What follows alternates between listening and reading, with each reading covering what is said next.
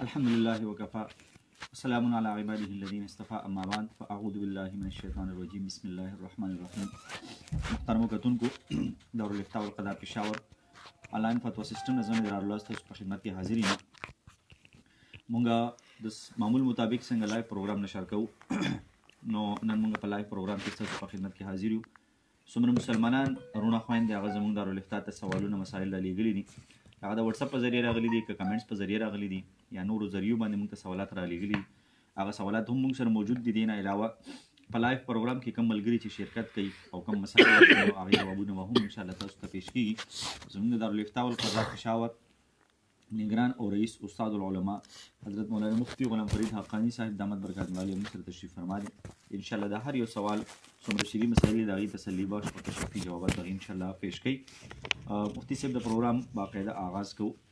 نو د هغې نه مخکې د ملګرو په خدمت کې دا درخواست کوو چې زموږ دا پروګرام چونکې دا او نن سبا چونکې حالات هم داسې دي چې خلکو ته د مسایلو ډېر زیات ضرورت دی او ډېر نوي نوي مسایل هم خلکو ته راپېښ شوي دي. نو د هغې په بنیاد باندې الحمدلله تېر څو پروګرامونو کې زرګونو خلکو ته زموږ د دې پروګرام په ذریعه باندې فایده ورسېدله. نو زموږ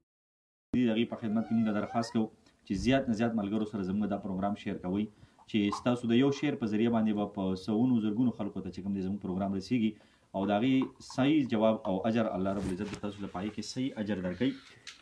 د پروګرام د شیر کولو سره سره زموږ یوټیوب چینل دی، ډسکرپشن کې به تاسو ته لینک راشي. نو هغه زموږ چې کوم د یوټیوب چینل دی تاسو هغه هم سبسکرایب کړئ، ځکه چې بعضې مسایل داسې دي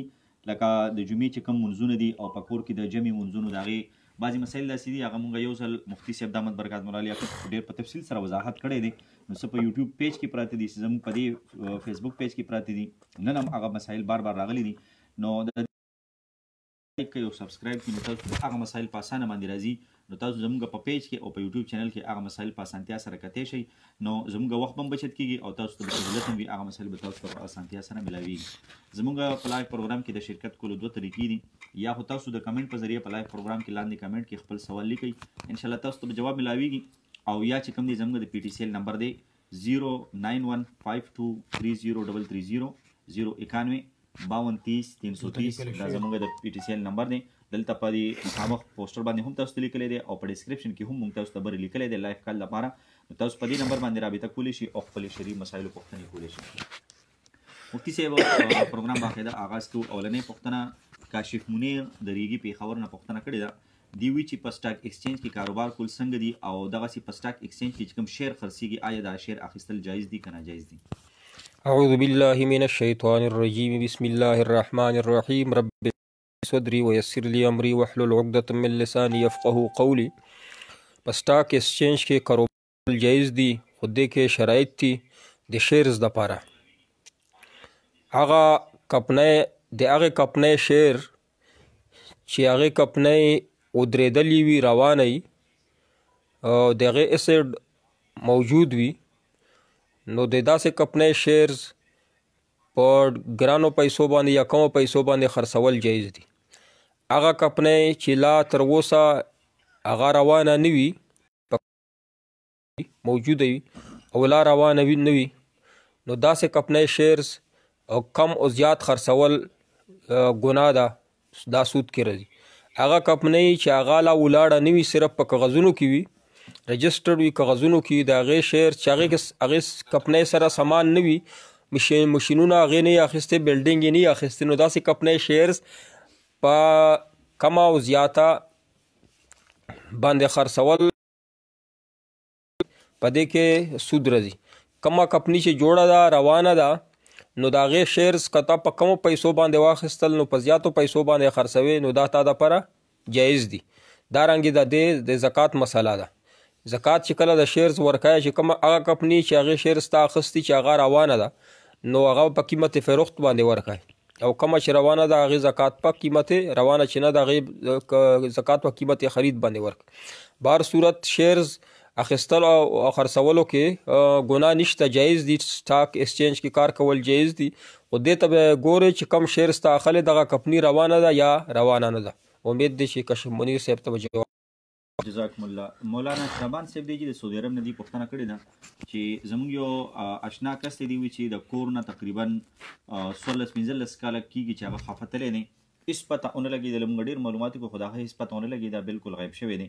دوی وی چې د هغه منکوحه په کور کې ناسته ده، نو آیا 14-15 کاله وشول او د هغه هېڅ پته هم نه لګي، د مړه ژوندي پته نه لګي، نو اوس د دې منکوحې سره څه حکم دی؟ آیا دې دپاره به موږ څه کوو؟ چې کوم سړی ورک شي دا پته نه لګي چې دا وفات دی یا مړ دی او ښځه په کور کې وي، دغې سړي ته مفقود الخبر ویل شي. د دې متعلق زمونږ د امام ابو حنیفه رحمة الله علیه مسلک دا دی چې دغه ښځه به تقریبا 90 سال پورې انتظار کوي، 90 سال نه بعد به بل ځای کې نکاح کولی شي. یعنې دا معنا چې دې ته د نکاح لار نشته، 90 سال نه پس بیا دا ښځه یا موجوده نه وي، که موجوده وي بیا نکاح کولو قابل. مفقود الخبر دپاره امام ابو حنیفه رحمة الله علیه مسلک سخت دی، احادیثو نه هغو استنباط کړی. امام مالک رحمة الله علیه مسلک یو دا دی چې 4 کالو پس چې 4 سال انتظار وکړي او تلاش وکړي سړی ملاو نشي، نو دغه ښځه 4 کالو پس نکاح کولی شي د قاضي یا د مفتی په وینا سره. امام احمد بن حنبل مسلک چې دی هغه لږ نرم دی، هغه وایي چې نه، قاضي او مفتی چې کله دغه سړی ملویږي نه، د دې متعلق په یوه کمیټي تشکیل کړي، هغه به د سړي تلاش کوي چې هغه ووایي چې مونږه پوره تلاش وکړو دغه سړی نه لري، نو قاضي او مفتی ته دغه اختیار حاصل دی چې کال یا 2 کاله پس د دې زنانه نکاح وکړي، د بل امام په فتوی باندې عمل وکړي. اوس پاتې شوه دا خبره چې نکاح وشو، خو که الله پاک داسې وکړ چې دغه سړی واپس راغی او دې ښځې بل ځای کې نکاح کړی، نو بیا مسله دا ده چې کم اول نکاح ده دا هغه د دې الله او دویم خود به خود ختم شو، اول سړي ته به بیا دا ملوېدلی شي. او که د اول سړی راغی هغې ووایي چې زما ښځې بل ځای نکاح کړی شي بعض ښه ده، نو بیا به دی طلاق ورکوي، بیا به عدت تیری، عدت نه پس به بیا دغه دویم سړی نکاح پې تړي. خو دې کې په خپله نکاح کول نه، دا یو فقیه مفتی قاضي سره به خپله مقدمه دا ښځه درج کوي، هغې نه بعد به هغه فیصله کوي. حاجي بل ملګری د موږ سره سلمان صاحب، قاري سلمان صاحب د ریګي نه، دې پوښتنه کوي چې یو زنانه سره 3 تولې سونه ده او واده کړې ده، 6 بچي دي، خو خاوند یې مزدور دی، نو پیسې ورسره ویني، نو آیا دې زنانه باندې چې کوم دی زکات شته دی که نشته دی؟ دې زنانه سره چې نغدې پیسې نشته، صرف 3 توله سونه ده، په دې باندې زکات نشته دی. دارنګې سید وکیل امین صاحب وعلیکم السلام سلامونه یې کړي او موږ دعا درته کوو چې څه مسلې دي الله دې مسلې حل کړي. او محمد امیر صاحب څه وایي؟ دی وایي چې نماز پاک استعمال او د لمانځه په حالات کې د ضرورت په بنا باندې ماسک استعمالولی شي، اگر چې په روغ حالات کې په روغ صورت کې ماسک نشي اچولی، خوله او پوزه بندوي نه، دا مکروه کوي لمونځ چې خوله دې پټوي. خو دغه حالات کې د بیمارۍ په حالات کې عذر په بنا باندې که خوله پټوي او شونډې خوځولی شي، یعنې لمونځ پې ویلی شي، نو بیا دې لمونځ کېږي. او د سره سره زمونږ سره بل ملګری دی، زمونږ کم پروګرام دی دا زیات شیر کې تاسو د پر صدقه جریه ده، هسې فی سبیل الله تاسو له څه په خرچا نه راځي، او ثوابونه درته ملویږي. چا چې د نیکۍ کار یو بل ته نیکۍ په وجه باندې تا په وجه باندې چا نیکي وکړه، علم یې زده کړه، نو دغه ثواب به تا ته جمع کړي. مسعود خان خلیل صاحب څه وایي چې د بیمارو نه بچ کېدو دپاره سهار او ماښام دا وایه چې بسم الله الذي لا يضر مع اسمه شيء في الارض ولا في السماء هو السميع العليم.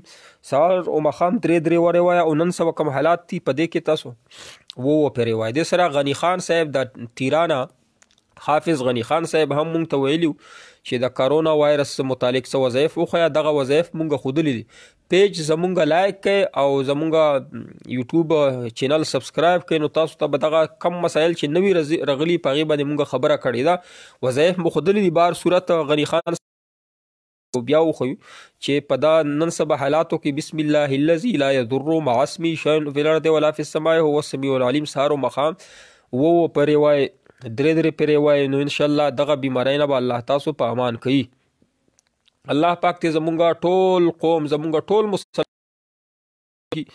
دارالافتا سره چې څومره کسانو تعلق دی بهر ملکونو کې دی پاکستان کې هغه د پر مونږ دعا کوو چې دی موزي مرض نه دی الله پاک هغه وساتي او نور مسلمانان ټول دی الله بس وساتي او دنیا کې دی ټول مسلمانان الله پاک د وبانه وساتي او مسلمانان غیر مسلم دی الله پاک هدایت ورته نصیب کو دی وبانه دی الله پاک وساتي دغه وبا مسلمانانو د پر اگر چې باعث ازمیخت امتحان ده او کافرو د پر او ګناهګارو خلکو د پره غضب دی مسلمان د پره باعث امتحان ده او خیر پکې دا دی چې نن مسلمان د دې کرونا په وجه باندې کور کې مشومانو لنن سبا وخت ورکوي کور کې مغدي دا د مسلمانانو د پره خیر ده الله طرف ته متوجه شول خلک جمعتونو ته متوجه شول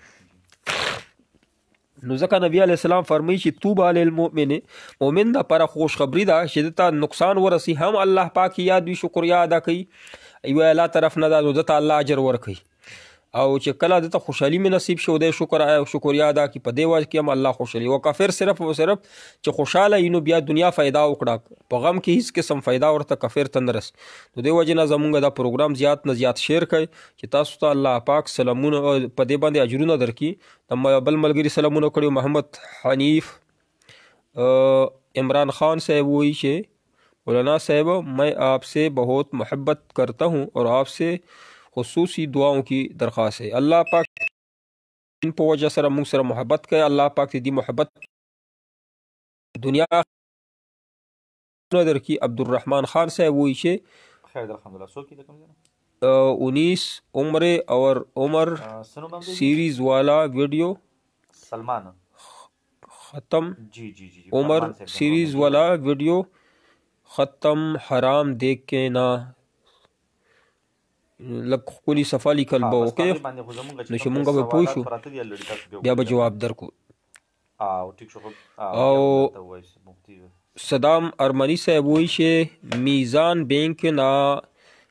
منافع اخیستل څنګه دي دا میزان بینک متعلق ځکه خلک تپوسونه کوي چې عثماني صاحب بیگ دی نه تقي عثماني صاحب په اول کې دوی سره اګریمنٹ کړی و سرپرستی کوله هغه ته طریقه وښودله چې په اسلامي طریقې بینکاري کوي خو دا میزان بینک په اسلامي طریقې باندې بینکاري نه کوله د هغه اګریمنٹ ختم شوی دی څو پورې چې ته په خپل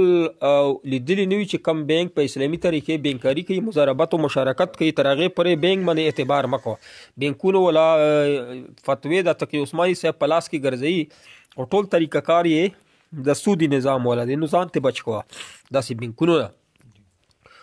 او بشرا ایمان و پیار کے لیے کوئی وظیفہ بتائے یعنی مور او پلار سره خزه خون خپل کې مینا او محبت ستی سره داسې دې د پر سوره فرقان وظیفه وای ربنا هب لنا من ازواجنا وذرياتنا قرة اعين واجعلنا للمتقين اماما طارق احمد صاحب وایي چې کله در باندې غسل واوړي او صرف دا اودس اوبی وی یا بیمار وی صرف اودس کولی شي نو په دې تیمم کوي او کنه او کنه چې اوبه نه ملویږي نو بیا تیمم وکړه او غسل دپاره اودس وکړه لمانځه دپاره نو انشاءالله لمونځ بیا ور باندې کېږي کم دی کنه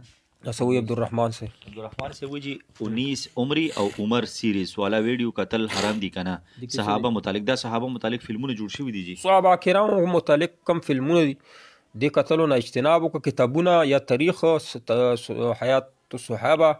تاریخ اسلام وغیرہ وغیرہ دا قتل پکار دي د سره سړی ته تاریخ یادېږي هم په دا فلمونو په دا ډرامو قتلو سره تاریخ نه یادېږي بلکې کله کله ذهن کې شیطان غلط وسوسه اچي صحابه کرامو متعلق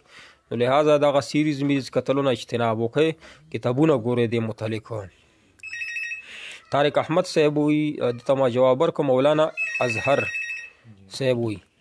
مولانا اظهر صاحب وایي چې مسجد میں فوت کی اور جنازے کی اعلان په جمعات کې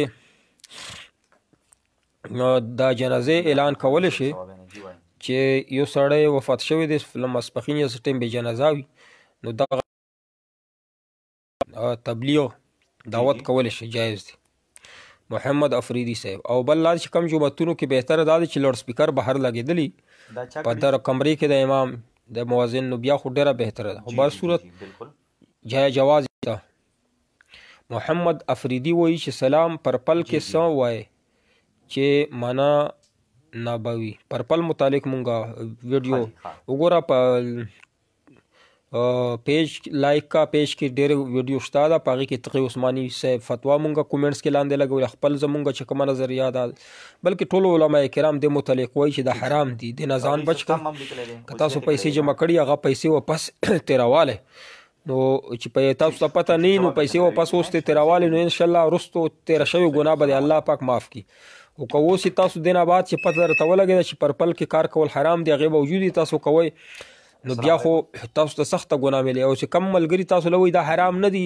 دا سه ځان نه وای نو چې حرام نه هغه سړی باندې خزه طلاق شو چې حلال ته حرام ته حلال وای جی جواز هغه خزه طلاق کیږي دا ډیره سخته نه ځکه خبره دي نه ځان وسط بشرا ایمان میں ایک اس کے لیے کوئی وظیفہ ما درته سورۃ الفرقان وظیفه او خدلا چې الله پاک په ان شاء الله تاسو پسړ پورې وعده در نصیب کی هغه وظیفه وایا اور رحمان اللہ صاحب ایک مسجد اور میدان کے درمیان روڈ ہے جب جمعہ کے نماز میں لوگ نماز جمعہ کے لوگ مسجد بھرنے کی وجہ سے روڈ خالی چھوڑتا ہے اور میدان میں نماز کے لیے کھڑے ہو جاتے دا سے طریقہ کار رحمان اللہ سے چې اتصال نوی د صفونو په منځ کې اتصال نوی اتصال دا معنی چې دومره لوی روډ د جماعت او د خلکو په منځ کې تیر شوي چې ګاډي پکې تیرېدلی شي نو داسې خو دا وروستو کسانو مکان بیل شو نو لہٰذا داسې بیا لمونځ دې سره نه کي اتصال پکار دی چې کوم روډ وي نو روډ د جمعې په لمانځه په وخت کې 2-15 منټه دپاره بندولی شي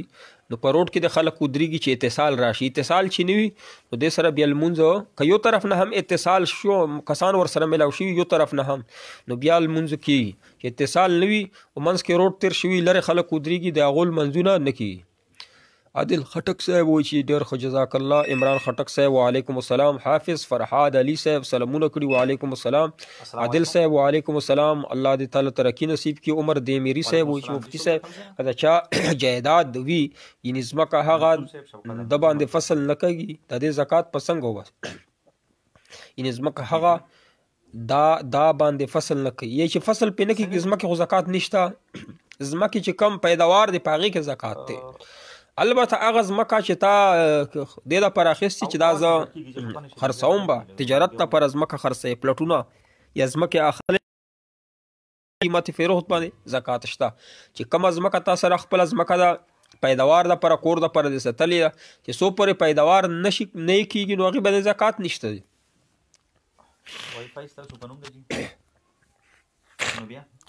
طیب شاکر صاحب وایي چې دا څه کسانه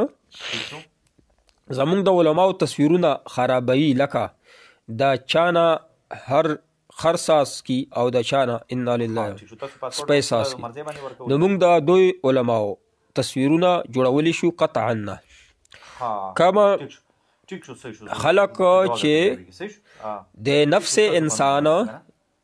تصویرونه جوړی چانه خر جوړی چانه جوړی نو دا حرام دی ګناه ده د مسلمان د شکل د انسان د شکل چې هغه مسلمان دی او کافر د مسلای نشي بعضې خلک وایي چې خاص مشرک دی بدعتي دی زه مخ مې ورته وران که نه ته پې ګناهګارې نو چې دغه خلک دا کار کوي چې تصویرونه ورانوي مخونه ورانوي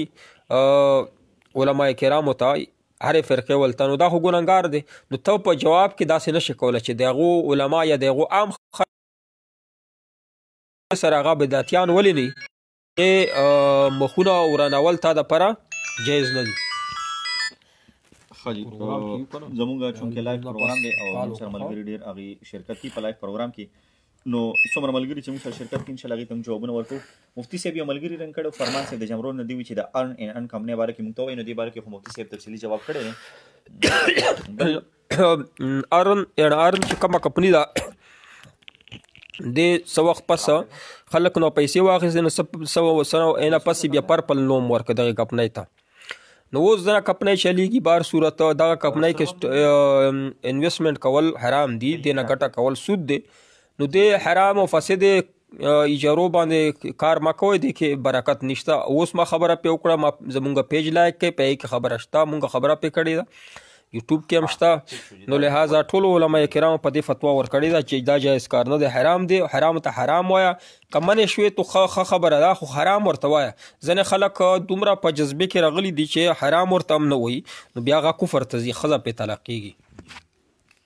بل سوال موږ سره بل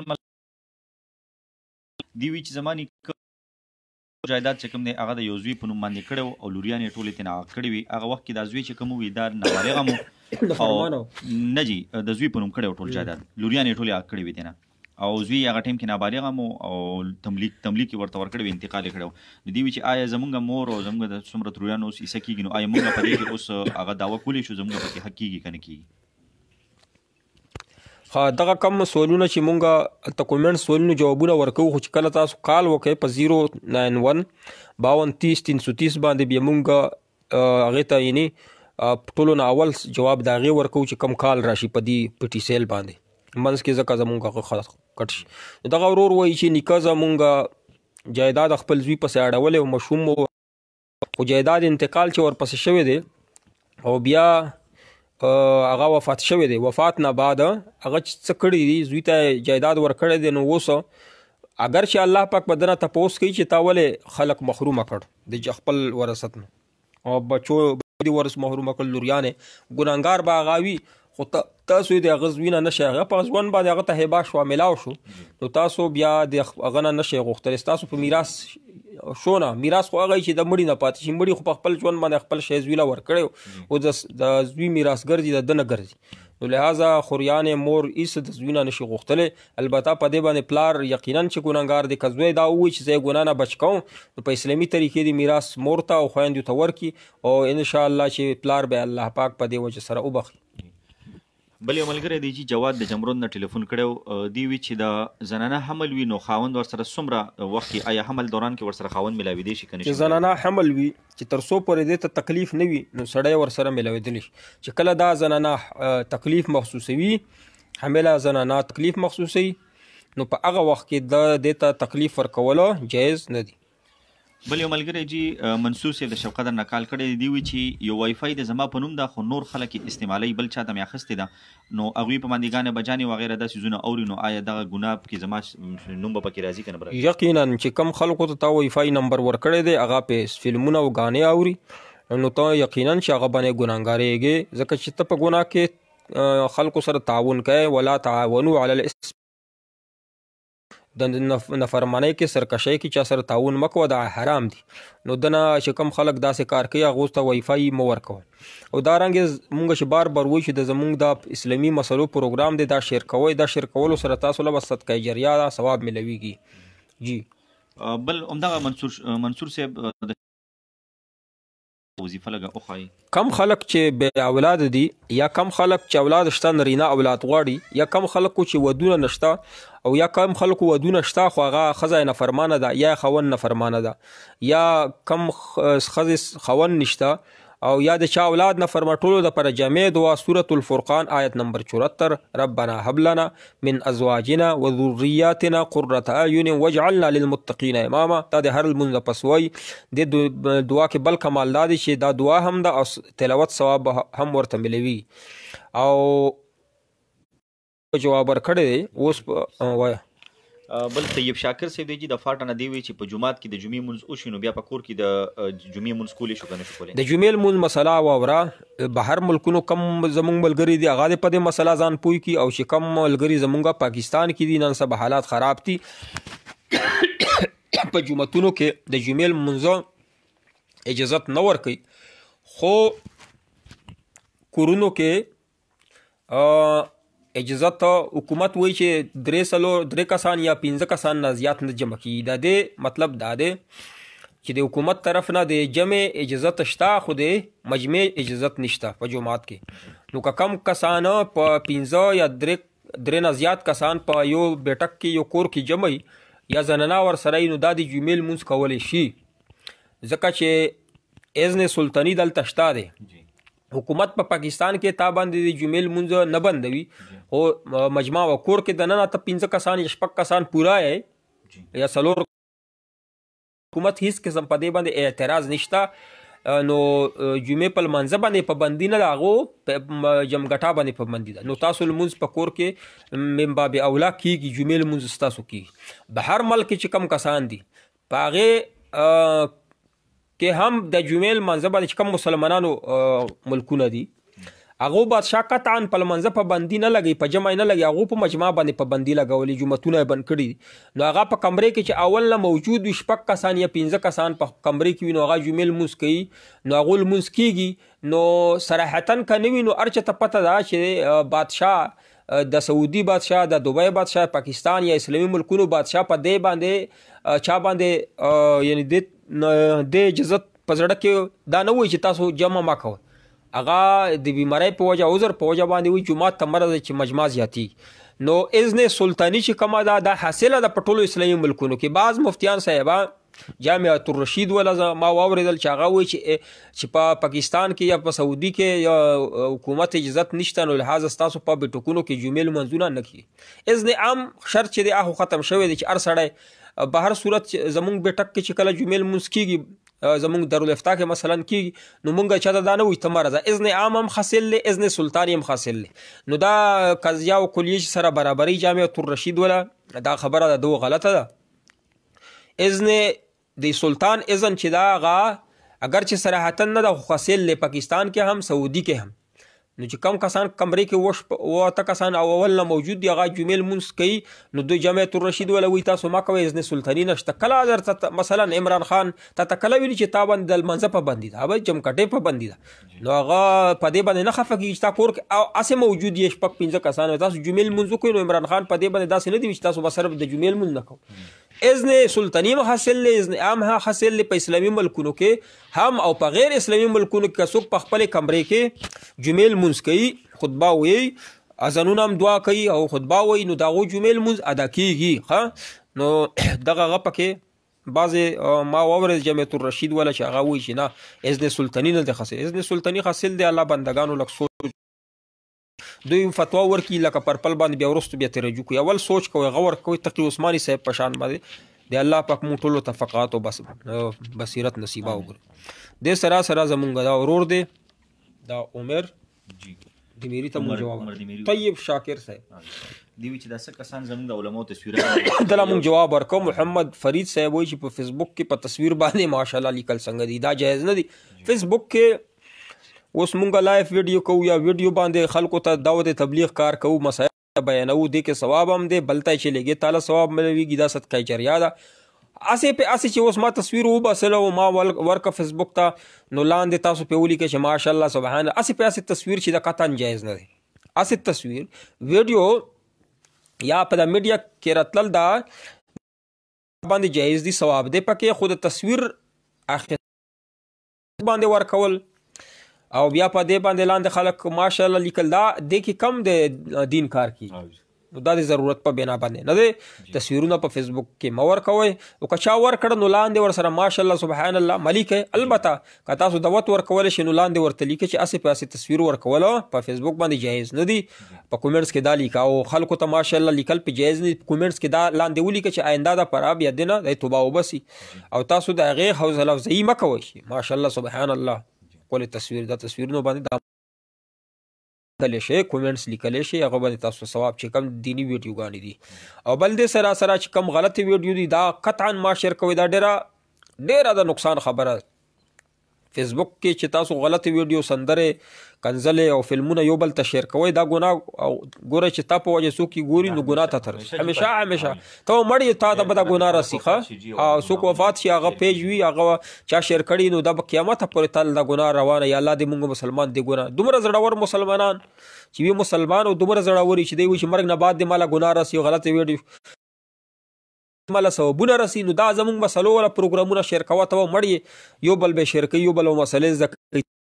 ملویږي راحت په قبر کې ملویږي. ښه غلطې ویډیو نه اجتناب وکړه، تصویرونه یو بل سره مت شیر کوئ. او ما په ماشاءالله لیک سید وزیر افریدي صاحب څه وایي، دی وایي چې یو ښځه چې عدت یې پوره شي نو دا به خامخا د خاوند قبر لځي، ځکه چې خاوند یې وفات نه دا خبره غلطه ده چې چا کوم ځای کې دا رواج دی رسم دی چې کله عدت د ښځې پوره شي نو اول خاوند قبر ته ځي. قبر له تک چې د ضرورت نشته ده، بلکې بهتره دا دی چې نه دی ځي. او که ځي جواز یې شته خو بهتره دا خبره ده چې نه دی ځي زنانه د قبرونو ته نه ځي او که په پردې کې دننه ځي قبرونو ته نو جواز او دا خبره خو بالکل غلطه ده چې عدت نه بعد به ښځه خامخا خاوند قبر ته ځي دا خبره د دوی ډېره غلطه ده په اسلام کې د دې هېڅ قسم حیثیت نشته معاذ احمد غزنی صاحب وایي چې مفتی صاحب اپنا مسلک بتائے مسلک زمونږ الحمدلله د اهل سنت والجماعت دیوبند مسلک ته او هغه دیوبند مسلک چې هغې نه مونږ اعتزال نه دی کړ که بعضې خلک ځان ته دیوبندیان وي خو بیا هغو نه اعتزال کړي وي نو مونږ صحیح دیوبند مسلک ته اعتزال مونږ الحمدلله نه دی کړی الله دې مونږ وساتي مونږ هره جمعه باندې سورة الکهف په اهتمام سره وایو الله پاک مونږ ته صحیح مسلک نصیبه کړي یا صحیح پویر نصیبه کړي نو سورة الکهف وایي الله به تاسو له هم صحیح مشرب وخوي ساجد خان صاحب وایي چې ماسک پهنا نماز میں دی جواب مونږ درکړو چې ماسک ضرورت په بنا په لمانځه کې اچولی شي بخت افسر وایي چې سونا په قرض باندې صاحب سونا په کستونو باندې یا په قرض باندې خرڅول جایز دي دا مسله مخکې کتابونو کې دا لیکل شوی چې سونا په قرض باندې خرڅول نه شي په دې وجه باندې چې کمې پیسې اشرفۍ به وي روپۍ به وي هغه خود په خپله باندې سونا وه اوس چې کمې پیسې دي کاغذي نوټونه دي دا د سونې حیثیت نه لري د ځان ته یو بیل جنس دی نو دا خرڅولی شي خو البته شرط دا دی چې یو طرف نه به پې قبضه وي که سونا چې تا په کستونو واخیسته نو د زرګر به تاله سونا درکوي ته به پې قبضه وکړې او پیسې به یو نیټه مقرره شي هغې باندې به ته پیسې ورکوې د ملیشیا نه بار بار دغه سوالونه مونږ له راځي د ټولو ملګریو له دا جواب دی چې په سونو یو طرف نه چې قبضه پکې وي نو دا جایز دی دې سره بل ګرسو بل د عرفان پټان افریدي دی وایي چې مفتي صاحب مړی چې دفن شي هغې نه پس 2 یا 3 کسان کېنوي دا څنګه دي مړی چې دفن شي نو هغې نه پس 3 کسان کېنوي 2 یا 3 نه بهتره خبره ده چې دفن نه بعد ډېر ټیم پورې د ډېر کسان کینی تلاوت ته کوي دعا دې کوي مړي پسې ځکه چې حدیث مبارک ته چې دغه وخت کې منکر و نکیر رضي منکرین چې کم دی رضي کمې فرشتې سوال جواب کوي او بیا د داسې دنیا نه لاړو داسې دنیا ته لاړ شي په اول ځل باندې چې هغې سره د منوسه نه ده هغه بیله دنیا ده چې عالم برزخ ورته ویلی شي بله دنیا ده نو دې کې د منوسه نی فرشتو سره چې ته ورسره ناست وي نو حدیث کې راغلی چې دی ورسره زړه ډاډا وي دی وایي چې ما سره خپل کسان ناست دي او بیا په بخاري شریف کې هم چې بابي پې لیکلی چې دا کم ته چې ته روان شي واپس ځې ستا پوکشا اوري دا حدیث دی صحیح حدیث نو ستا هر څه مخصوصوي نو لہذا هغلته تلاوت پکار دی استغفار پکار دی چې کله دی مانوسه شي جوابونه صحیح ورکړي بیا ته ځه مفتی صاحب دا بیانونه کیږي په قبر باندې اکثر کنه چې نن سبا د جنازې نه بعد دلته دفن کې خلک لګیا وي دلته بیانونه کیږي نو زموږ مفتی معروف صاحب برکات الله علیه هغې دا ویل چې دا بیان د دفن نه بعد وشي نو دا به ډېر ښه وي خلک اسیم بیانونه کیږي کنه دا بهتره خبره ده چې کله دفن په وخت کې د ذکر او اذکار کې استغفار دی کیږي چې کله دفن وشي بیا د دعا وشي بیا د بیان وشي او بیا چې کم کسان چې پاتې کیږي پاتې دي چې تلاوتونه دي کوي دا بهتره خبره ده غوره خبره ده په دې کې هېڅ قسم قباحت نشته ثواب دی پکې او بل محمد حنیف حنفي صاحب وایي چې دا کرونا وایرس نه څوک فوت شي هغې له غسل وغیره نه ورکوي دا څه مسله کرونا وایرس نه چې وفات شي غسل ورکول پکار دي البته که تاله ډاکټران وایي چې دی له ته غسل ورکوې نو تاله جراثیم یعنی وایرس چې د لګي نو بیا په دستنو دستنې واچوه ځان ښه محفوظ کا غسل ورکا غسل به خامخه ورکوې او که نوي بالکل ګنجایش نوي نو تیمم به خامخه ورکوې دا خبره چې نن سبا ډېره ګردش کېنه مسله دا سیده چې ډاکټران هم دا ویلي دي چې یاره مریض چې کوم وي نو وفات شي نو خلک به دیدار په هسپتال کې کوي او باقي غسل او دفن هغې به چې کوم دی بیا حکومتي کسان کوي خو بعضې خلکو په دې فیسبوک موضوع دی چې یاره نه د هغې غسل ورکوي او نه جنازه کوي خلک وایي چې بس هسې کنده کې ورچوي نو دې باره کې لږ وضاحت وکړي خلکو ته چې یاره نه غسل ورکول پکار دي چې بالکل ډاکټران صاحبان وایي چې نه غسل په یو طریقه نشي ورکولی بهر صورت چې ته غسل ورکوې تاله د بیماري لګي نو بیا د تیمم ورکوي خو دغسې هسې دی نه دفن کړي او که بالفرض داسې هم دفن کړو یعنی تیمم په بالکل ورنږدې کېدلی نه شي تاله یې ویلي چې هغه یو بل ته د بیماري ورځي نو بیا که دفن دې کړو بیا ته پې نه ګناهګارېږي انشاءالله الله پاک په دې عذر په بنا باندې او جنازه به هر صورت پکار ده. نصیر حسین صاحب وایي چې مفتی صاحب ټول ټیم ته او تا ته ډېر سلام. وعلیکم السلام نصیر صاحب، الله پاک ته عزتمن ساته، الله دې پاک عمر کې په ملازمت چې کم ځای کې الله دې خوشحاله آباد لره دې بچوله او تعالی دې الله پاک عزت درکړي. نصیر حسین صاحب زمونږ ډېر ښه ملګری دی چې کم ځای کې وي مونږ ته پته نشته، خو خوشحاله یو چې الله دې دی آباد او خوشحال لري. احسان بیټني صاحب وایي چې السلام علیکم. وعلیکم السلام. نو څه وایي موږ کمنۍ موټر چلو چې کله وجنګو نو بیا کمنۍ راله جوړې خو ډېرې پیسې الي نو د کمنۍ نه مونږ چې کم دی په بل ځای باندې موټر جوړ کړو بل ځای کې نو هغوی پیسې کمې الي نو دوی چې آیا دا جایز دي که نه؟ دا چې تاسو بهر ملکونو کې او چې کمنۍ جوړوي نو هغوی پیسې ډېرې موټر چې تاسو چلوئ تاسو نه وجنګېږي نو تاسو ذموار نه دا به کمپنۍ والا جوړوي نو که هغه ظلم کوي په تاسو باندې جوړوي ګناهګارېږي به هر صورت نو تاسو چې بیا کپنۍ کې نه جوړئ بل ځای کې جوړ کړئ نو بیا ټیک ته ځان ته بچ کړئ د ظلم نه ځان بچ کړو. که دا جوړول چې تاسو اجاره ده ورسره نو موټر به مالک جوړوي کپنۍ به جوړوي چې نه یې درته جوړوي او تاسو نه زیاتې کپنۍ پیسې پرې اخلي نو بل ځای کې جوړولی شي. ځان د دې ظلم نه بچ کوه. اجاز احمد نقشبندي صاحب وایي چې خوب کې سبق ویل تعبیر څه دی کم صورت ته ویل چې هغې مطابقه تعبیر درته وښوي. یعنی قرآن پاک ویل پس خوب کې دا ډیره بهتره غوره خبره ده او که تا کم صورت ویلی هغه مونږ ته ووایه نو هغې مطابق به تعالی تعبیر درکو انشاءالله. عمر فاروق فاروقي صاحب وایي چې مفتی صاحب السلام علیکم دعاګانو کې یاد ساته دعا کوو مونږ درته چې الله پاک دې ټولې پریشانۍ ختمي. ابو مسعود ندیم ملا کې ستا څه رایه دی؟ مفتی ندیم صاحب د دیوبند ترجمان دی، عالم دی، مفتی دی. مولانا اظهر صاحب وایي چې ترکی تاریخ کې بار تاریخ په باره کې چې کومې ډراماګانې دي دا کې کتابونه ګوره چا چې کتابونه کتلي هغه تاریخ یاد مو کې کتلو کې تاریخ نه یادېږي بلکې کله کله پکې غلط زنانه پکې راځي نه محرماتو ته قتل ګناه ده نو دې نه ځان ساته. محمد فرید صاحب وایي چې مفتی صاحب د دعا ته الله پاک ته دنیا آخرت ښایسته که الله ته خوشحاله لره. کم بهر ملکونو کې زموږ ملګري دعاګانو درخواست کړی هغو ته دعا کوو چې الله د خپل وطن ته سالم و غانم بچو ته راولي. الله د خپل وطن کې د دوی حلال کاروبار نصیبا کړي د ښې دین خیل نه چې په موږ دی چې په موټر یا سوزوکي څوک ولګي او زور وي بیا څه وخت بعد مړ شي نو 2 کاله پس روجي بنیسي که نه نو کم کس چې ستا په وجه باندې اکسیډنټ په وجه باندې رستو که وفات شوی دی هم دا به 2 میاشتې مسلسل روجې ساتي. اختر حسین صاحب وایي چې السلام علیکم دریږي دی چې سعودي عرب کې کار کوي الله پاک ته خپل وطن ته سالم و غلم راوله الله د خوشحاله آباد لره الله د مسلې ټولې حل کړي. دعا درخواست کړي. جهانگیر رضا صاحب د اذان چې خلق په وخته کوي بې وخته اذانونه کم دا د نن سبا کم اذانونه متعلق چې ته وایې چې دا وبا په وختونو کې اذانونه کوي نو دا اذانونه دې ته بدعت نشي ویلی که بدعت الله ورته ویلی شي چې کم خلک یې ثواب په نیت باندې کوي چې دې کې ثواب دی سنت دی یا مستحب دی نبی علیه السلام نه ثابتوي نو بیا خو بدعت دی. یو شی چې سنت نه دی هغه ته سنت وایي او کم خلک چې بطور علاج کوي نو بطور علاج دا دی چې یو کس دلته مالا مثلا راغی پریان دی په اذان غوږ کې ورته ووایي بطور علاج دا خو ذکر دی نو د کې هیڅ قسم قباحت نشته.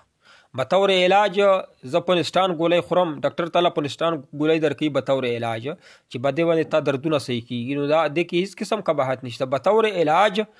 بطور دم وبا دې سره رفع شي نو دا مباح عمل دی دغه اذان کول. په دې کې خو پکار دا دي چې نن سبا خلک په دې مسله پوهېږي نه دې ته سنت وایي شی اگر چې دا مباح دی نو دې نه مسله تی جوړېږي خلک ورته سنت وایي نو بهتره دا دی چې هغه مسنون دعاګانې دی وایي چې کم نبي علیه السلام نه روایت شوي دي قرآن کې روایت شوي نو اذانونه دې نه کوي اذانونه دې پرېږدوي په مسله باندې پوهېږي نه مختلف خلکو طریقې ورته جوړې کړي څوک ورته یو خاص څو اذانونه دی 8 اذانونه یې دی یو څه کسان یې دی یو طرف ته ودرېږي نو دا التزام دا معنا چې دوی ورته سنت وایي یو دین ورته وایي نو دا جایز نه دی. نو لہذا مونږ چې کم پوسټ ورکړی هغې دا معنا وه چې بطور علاج څوک اذان کوي نو هغه مباح دی خو دا معنا نه ده چې بیا خلک دومره التزام وکړي مستحب یا سنت یې وګڼي نو بیا یقینا چې بدعت راځي. نو بعضې خلک د بدعت په تعریف باندې نه پوهېږي بدعت هر څه ته وایي دا بدعت دی دا نبي علیه السلام نه دی کړی دا بدعت دی نو نبي علیه السلام کله اذان کړی دی اذان نبی علیه السلام کړی خو نه په شریعت کې ثبوت شته ده نو ضروري نه ده چې نبي علیه السلام یو شی نه وي کړی هغه د بدعت چې په اسلام کې موجود وي نو لکه بعض خلک وایي اجتماعي دعاګانې نبي علیه السلام نه دي کړي د لمونځ بعد نه دي کړي دعا موجوده ده هغه شته ده بهتره ده نو بدعت هغه وي چې په اسلام کې څه وجود نه وي او ته ورته اسلام وایي په دې باندې ځینې خلک چې کم دي دا معتزله قسمه خلک شي جی بالکل هر څه ته بدعت وایي هر څه ته بدعت وایي یا هر څه ته شرک وایي نو دا شرک او بدعت الله پاک دې دا تخله سلامت کی دا خله دې لپاره الله نه درکړي چې هر چا باندې د بدعت او د شرک فتوی لګي څوک بدعت وکي یا شرک وکي کې یقینا هغه ته بدعتي او مشرک وایي او چې نه وی کړي تی دوه درجه علم دی نه دی کړی حدیث نه درځي قرآن نه درځي او د اصول په فقه باندې نه پوهېږي صرف د یوه میاشت دوی میاشتې ترجمه وکړه او خلکو ته بدعتي او مشرک وایي بدعتي مشرک ویله دې دپاره ډېر علوم پکار دي نو ما درته ووایي چې یو ټکی دی یو کلام داسې دی چې هغه کې یو کم 99 پکې اسلام احتمال وي دا د کفر احتمالي یو فیصد پکې د اسلام احتمالي نو تبا مسلمان ورته کافر به ورته نه وایي ایک محمد امیر وایي چې ایک آدمی نماز نہیں پڑھتے اس کے ساتھ تعلق رکھنا کیسا ہے تعلق خو دنیوي معاملات ور سره کوله شي زړه تعلق به ور سره نه ساتي ملګرتیا به ور سره نه کوي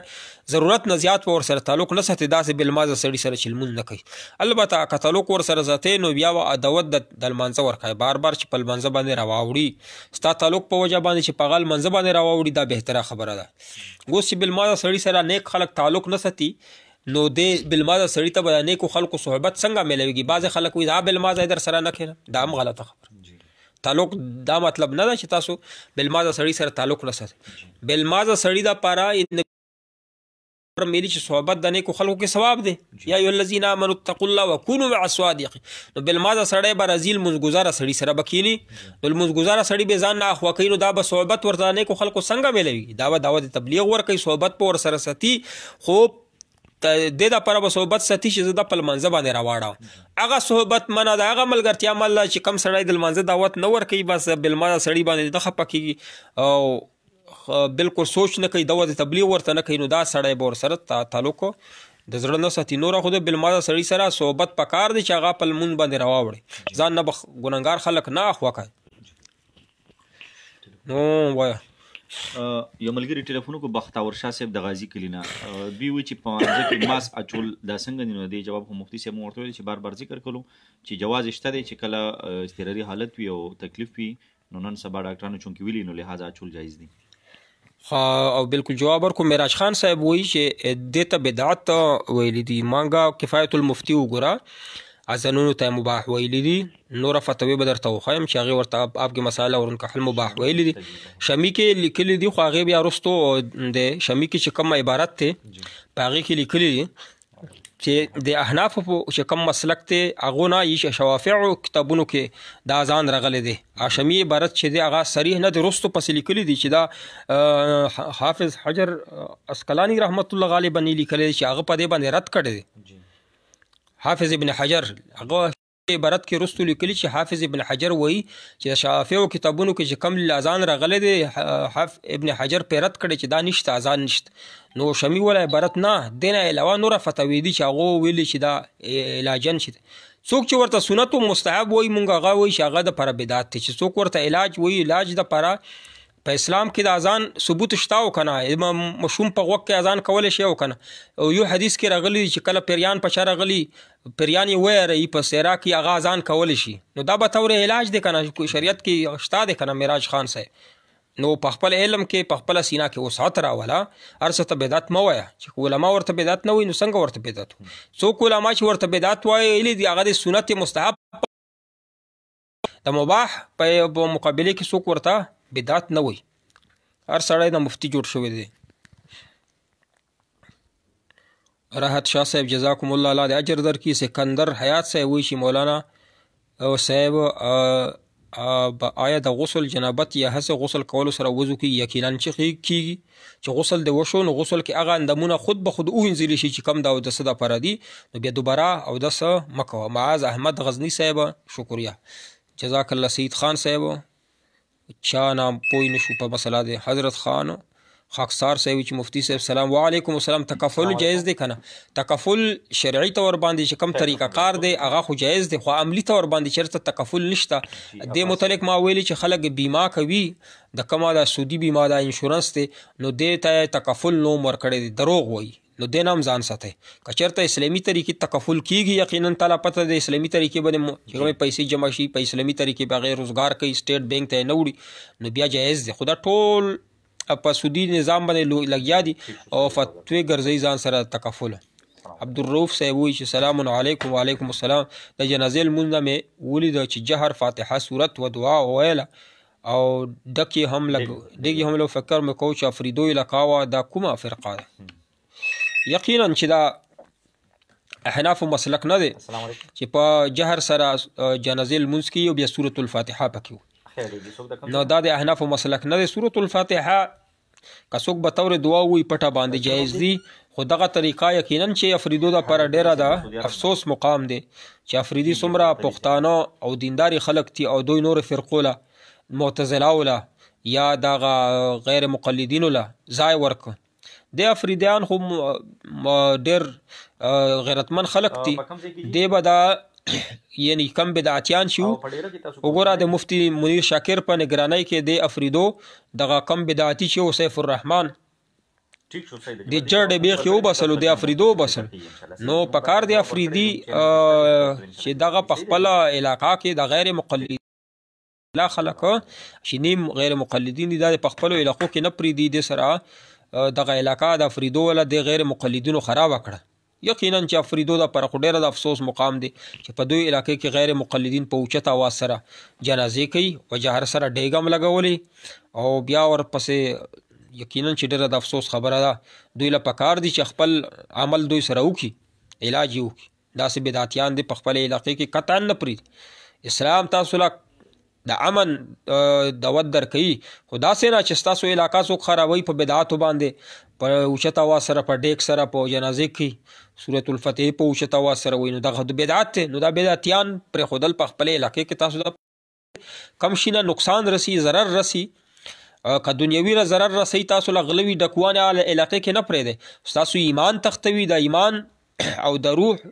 او د دین غلوي لکه غیر مقلدین معتزله دي نو هغې پرېښودل تاسو دپاره من باب اولا نو دوی له پکار دي چې دغه علاقې نه وبس. زمونږ کرک خټکو علاقې کې دا خلک الحمدلله د غیر مقلدین څوک نه پرېږدي، دا د ایمان غله دي. نو دارنګې افریدي هم غیرتمن خلک دي، دا د ایمان غله چې غیر مقلدین په افریدو علاقات کې قطعا نه پرېږدي. معاذ احمد غزنی صاحب وایي چې کیا صرف نہانے اور غسل کرنے سے وضو ہو جاتا ہے؟ جواب مدر کیجیے او صرف غلام بین غسل لکیږي. زهیب افریدی صاحب وایي السلام علیکم چې په سفر کې سنت پرېښودل پکار دي او کنه؟ دا مسله ډیره ضروري ده. زهیب افریدي خلکو وایي چې په سفر کې سنت پرېښودل جایز دي، مستحب سنتونه مستحب عمل جوړ شي. دا د ځان نه وایي، ها دا کتابونو نه دي لیکلي. کتابونو کې قرآن کې راغلی دي چې فرض لمونځ به قصر کوي، یعنی 4 رکعت لمونځ یا به 2 کوي. د سنتو متعلق دا نه دي. سنت خو نبی علیه السلام سره به چې وخت و نو هغه به په سفر کې کوله نو د هغه نه نیم شوي دي او نه پرېښودلي شوي دي. البته چې تا سره وخت نشته په سفر کې نو فرض وکړه نو سنت پرېږده بیا ګناهګار نه. دا ته په حضر کې چې موجود دي په کلي کې هم یې چې وخت در سره نه نو سفر کې هم چې وخت در سره نه چې ته په کلي موجودي سنت مه کوه ګناهګارېږې نه. دارنګې سفر کې چې در سره سنت وخت نه نو ګناهګارېږې، چې وخت در سره سنت پرېږدې بیا ګناهګار. زهیب صاحب تا جواب. سعید صاحب وایي چې السلام علیکم. وعلیکم السلام ورحمت الله. جناب که څوک څه شی وباني نو څه حکم دی؟ جواز شته او بهتره نه دی جواز خو شته چې څه شی دی ومنله چې که الله پاک زما دا کار وکړو زه به دا دومره صدقه وکړم یا به دغه عمل وکړم نو بیا تعالی په دې باندې چې کله کار دی وشي نو دا تا باندې واجب دی، لازمي دی، فرض دی، دا به ورکای هغه شی. نو دغه منښت ده. سکندر حیات صاحب وایي چې مولانا صاحب آیا د غسل دا جواب خو مونږ وکړو غسل نه بعد اودس نشته، غسل سره اودس کیږي. جمعیت علما جزای خیر در کې الله تاسو له هم په عمرونو کې په علم کې برکت واشي. مونږ تاسو له دعا کوو، تاسو مونږ له دعا کوئ. سید حافظ شاه ظاهر حافظ سید حاضر شاه QWP کوم کور کې چې مړی وشي هغه کور کې روټۍ ورکول شته نه. چې کم کور کې مړی وشو نو هغه کور ولا په هغه ورځ باندې چاله روټۍ نه ورکوي، نه به روټۍ پخوي، نه به سلن پخوي په هغه کور کې، او بالقطعا لوګي نه کوي. نو بعضې خلک چې کم کور کې مړی وشي په هغه ورځ باندې روټۍ ته ایثار شي، نو دا په کار نه دی چې روټۍ له ځان دې رسوي، بلکې د کور والو ته د نورو کورونو والا روټۍ راوړي په اوله ورځ باندې. او البته د کور والا ته مېلمانه راغلي د لرې نه او ګاونډیان ځان نه پوهوي، خپل خپلوان په دې ځان نه پوهوي چې د مړي کور ته د روټۍ راوړو، نو ځانونو دپاره نه مېلمانو دپاره دغه مړي کور والا خیر دی پختیان وکړي، بیا ګناهګارېږي پرې نه، ځکه چې مجبوره دي. خو په کار دی د کلي والو خلکو ته چې په اوله ورځ خو د کم از کمه د مړي کور ته روټۍ چای ورکوي، یعنی خپله د مړي والا څوک منوي. بیا دویمه او دریمه ورځ باندې مړي کور کې خوراک کولی شي. درې ورځې دا تعزیت دي، دعا دپاره دي، روټۍ نه ورکول یوه ورځ. مونږ ته جی کال کړی دی عباس صاحب د کارخانو نه دی وی چې یو امام مسجد وي او هغه ته خلک دعوتونه کوي، د ولیمې دعوت یا نور هم داسې د طعام دعوت او هغه خلک حرامه کوي او د عالم چې کوم دی یا پیش امام چې کوم دی بار بار هغه حرامو خلکو خوراکونه کوي. نو آیا دی وی چې دغه امام دی که نه دی جایز؟ دغه امام چې د بدعتیانو روټۍ خوري، خوراکونه کوي، دعوتونه کور کې روټۍ خوراک ورکول خوند نه ورکوي، کمې کمې روټۍ خوري، حرام کاروبار کوي، د هغې روټۍ خوري، نو یقینا چې دا حرامو کې مبتلا کېږي. نو دله په کار دی چې د حرام خوراک ته نه کوي. په بهر صورت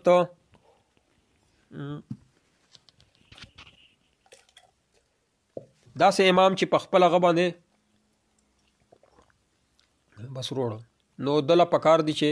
حرام نه اجتناب وکړي، اجتناب نه کوي نو یقینا چې لمونځ به هسې مکروه دی. ښه جی. بل ملګری دی حضرت علي صاحب د سعودي عرب نه لږ ساعت مخکې کال کړی و، پوښتنه وکړه چونکې دا سوالات زمونږ په پیج باندې هم پراته دي او په زمونږ په دغه کې هم چونکې کوم آی ډي د هغې کې هم پراته دي. خو دوی بیا پوښتنه کوي چې یاره په سعودي عرب کې مونږ یو دلته د جمعې په مونځ پابندي ده او ډیره کې چې کوم دی هغه مونږ مونځونه کوو، نو آیا زمونږ مونځ کېږي که نه کېږي د جمعې مونځ؟ نو دې باره کې دې پوښتنه کړې ده. ډیره کې چې تاسو څلور کسان یې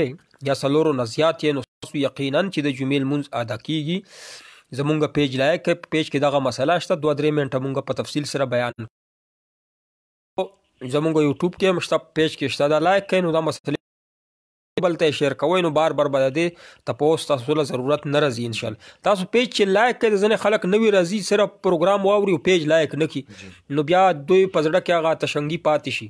تګه پاتې شي. ځینې مسایل دي چې هغه تاسو پیج کې کتلی شئ او یو بل ته شیر کولی شئ ثواب په نیت باندې. په دې باندې لږ شانتې بیا تفصیل وکړو چې جامعة الرشید یو مفتی صاحب ما یو ښه تکړه مفتی، خو هغه په وی چې کومه ملکونه اسلامي ملکونه دي هغه جمعې لمونځونه باندې پابندي لګولي، په کمرو کې جمعې لمونځونه د هغو نه کېږي، د غیر اسلامي ملکونه چې د هغو کېږي. نو دا په دې فتوا کې په غلطه دی،